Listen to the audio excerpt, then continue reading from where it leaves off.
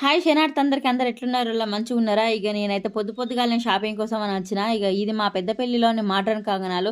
Modern కంగనాలు అంటే తెలియనోళ్ళు ఎవ్వలేరు. పెద్దపల్లి చుట్టుపక్కల ఊళ్ళోకి అందరికీ తెలుసు.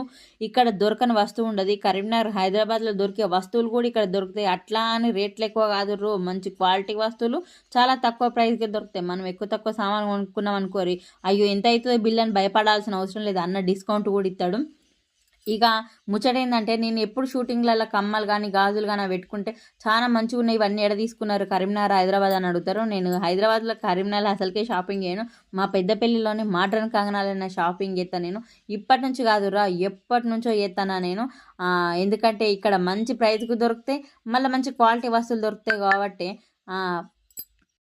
నేను పోయే టైంకి ఫుల్ వర్షం కాబట్టి మంది తక్కువ కనబడతారు. అట్టప్పుడైతే చూడుర్రి, తొంగి చూద్దామన్న కూడా జాగా కనబడితే గంత మంది ఉంటారు. ఇంకేంది ముచ్చట.